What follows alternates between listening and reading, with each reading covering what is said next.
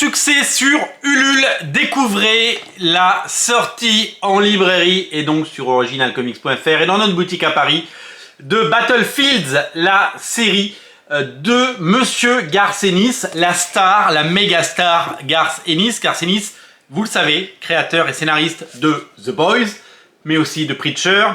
Il a fait du Punisher chez Marvel. Il a tout fait et il fait partie des très très grands.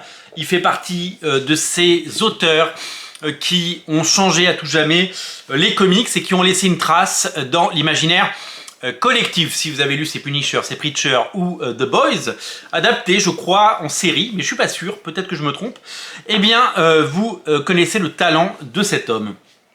Il a une carrière chez DC, Vertigo, il a une carrière chez Marvel, mais il a aussi sa carrière en indépendant. Et Comics Initiative a déjà publié certaines de ses œuvres même, je devrais dire. Et donc, c'est avec vraiment énormément de passion que je vous propose ces deux titres. D'abord, je suis tombé complètement amoureux, et je crois que je suis pas le seul, des éditions. Battlefield, ce sont des histoires de guerre. Le premier tome s'appelle Femmes en guerre, pardon, et le deuxième, Hommes en guerre. Les couvertures se ressemblent, mais ne vous y trompez pas, ce sont bien deux livres différents. D'un côté, c'est la guerre vue du côté des femmes qui ont fait la guerre et qui ont énormément contribué à la victoire finale, notamment à l'occasion de la Seconde Guerre mondiale. Et dans celui-là, Homme de guerre, eh bien, c'est un point de vue plutôt masculin.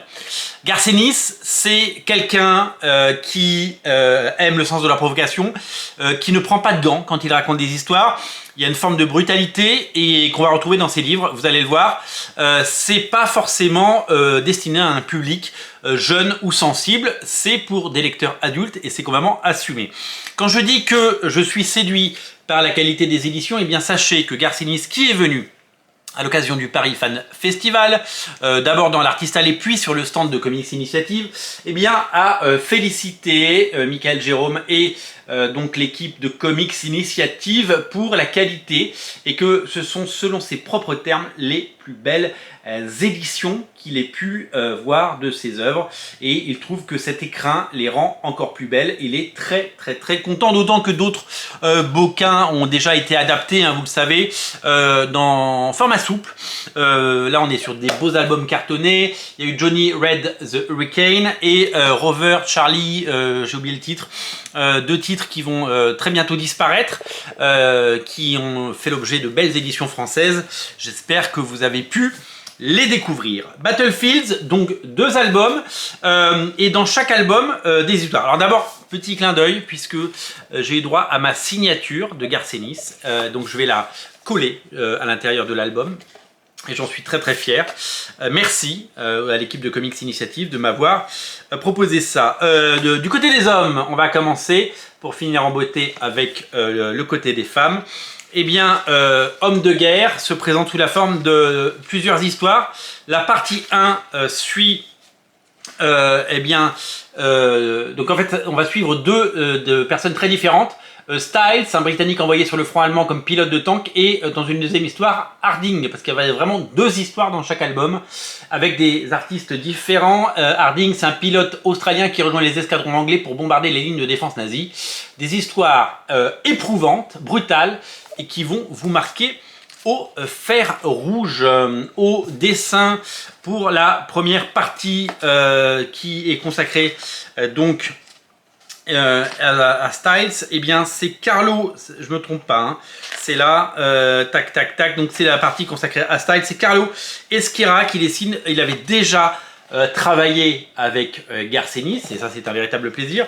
Et puis nous avons donc la deuxième histoire qui commence par là. La deuxième histoire est plus courte. Paf, voilà, sur Harding, donc le pilote de bombardier, qui elle est dessinée par P.G. Holden dans un style assez soigné et plutôt pas mal. Très bel album, mais les énormes talents ils sont du côté féminin, et oui, puisque Femme de guerre a droit à des dessinateurs all-stars, un dessinateur qui nous vient tout droit de Vertigo. puisque la partie consacrée à Carrie, parce que pareil, il y a 2 histoires de femmes, est dessinée par Peter Snejbjerg, dessinateur de Books of Magic avec Neil Gaiman, un dessinateur à la ligne claire, un dessinateur absolument incroyable, que j'ai adoré, et qui a un trait d'une fluidité qui fait évidemment penser à de la bande dessinée franco-belge, à de la bande dessinée européenne, et c'est très joli. La deuxième histoire, elle est dessinée par, je vais vous dire ça, tac tac tac, je cherche les crédits, clac clac clac. Donc la deuxième histoire, elle commence là, chapitre 1, consacré à Anna, et dessinée par Russ Brown. Russ Brown, vous le connaissez parce qu'il a déjà travaillé avec Garcinis sur une série dont vous avez peut-être entendu parler, qui s'appelle The Boys. Et oui, c'est lui qui a fait Dear Becky. Et donc voilà, dans ces 2 histoires consacrées aux héroïnes de la guerre, on va suivre Carrie, une infirmière confrontée à des choix cornéliens dans le théâtre horrifique du Pacifique. Et dans la deuxième histoire, nous allons découvrir Anna, une pilote russe à la destinée incroyable. Des histoires puissantes qui ne nous laisseront pas indemnes et qui mettront en avant le rôle très très important des femmes pendant la guerre. 2 récits incontournables, les 2 font la paire, je vous mets les 2 liens dans le descriptif de la vidéo. Ne passez pas à côté de ces bouquins magnifiquement édités par un éditeur qui se bouge, en version française, adapté, traduit et disponible dès à présent. 2 magnifiques livres à ne rater sous aucun prétexte. Ça s'appelle Battlefields et c'est tout simplement incontournable. Salut!